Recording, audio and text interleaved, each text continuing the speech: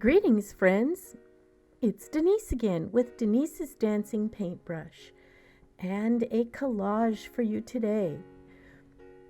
I did this beach scene first as a class. I drew it in pencil real quickly, and then I searched for just the right colors, lots of blue,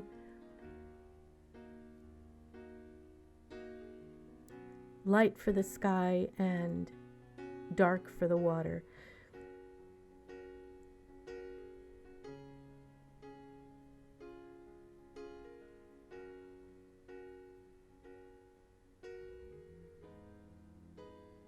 But in advance, I created these little children in collage to go on this, or to go on some beach scene.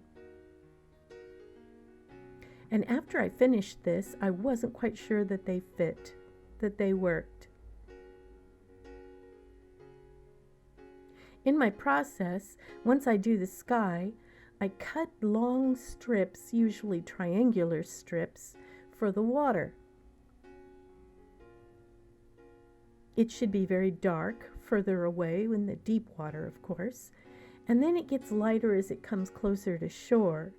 This particular photo reference I took myself at Carmel by the sea here in California, and it was a fairly rocky beach, and it was also a very cold day, so I changed the sky somewhat. In the original photograph that I took, it was hazy and kind of gray in the sky, but I didn't want that for my collage, so I changed it. I can do that.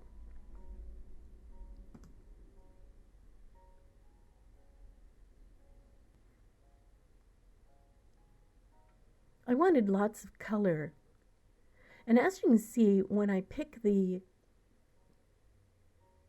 pieces to cut it out from magazines and catalogs and whatever, I don't want a lot of the references to show. There can be words, there can be pictures, but I'm going to cut it so slim that no one will be able to tell what the original photo from the magazine really was of. And as you can see, I make piles.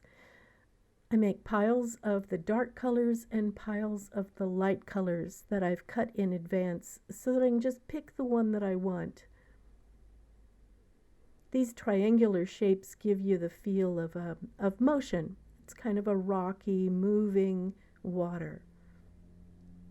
And there was one wave that had already really kind of crashed, and so it didn't have a whole lot of shadow underneath it. Usually you've got to create a shadow under the waves because water has weight and mass and substance, and it actually casts a shadow.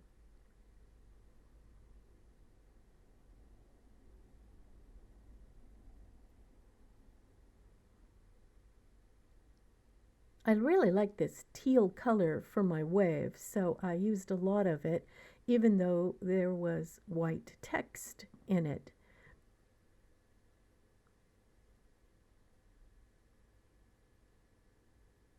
But I think the white text actually adds to the foamy wave somewhat, so I wasn't too worried about that.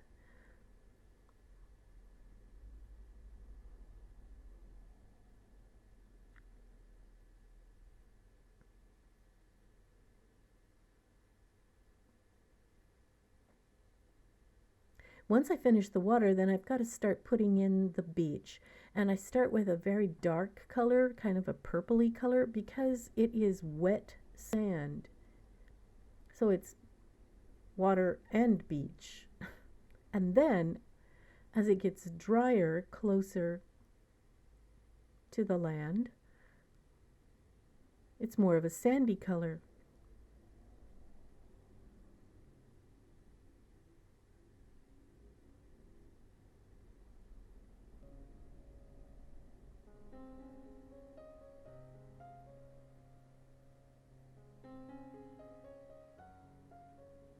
And I've got to put a little piece of land sticking out there, because you never want a straight line to go all the way across your paper. It's a bad composition. It'll direct the eye away from your subject.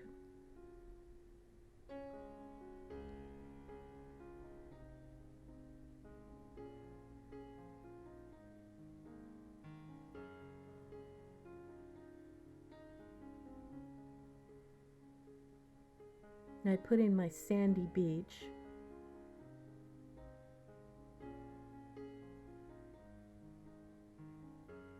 And a few rocks. And I need to put in shadows on my rocks.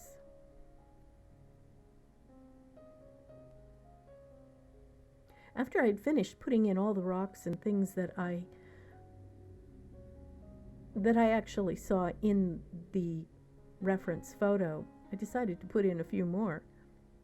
Now here's my little collage of the children. I had already done that on a piece of tracing paper.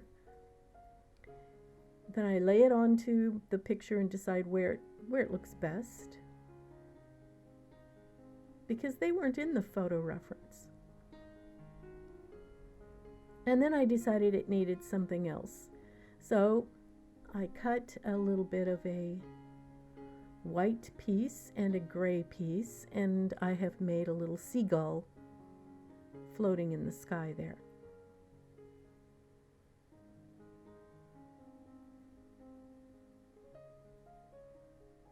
And there he is. So tell me what you think. I think the children are subtle. They don't stand out. If I'd wanted them to stand out, I would have made their swimsuits red or dark. But they're almost so subtle they're not the focal point anymore. You have to search to find them.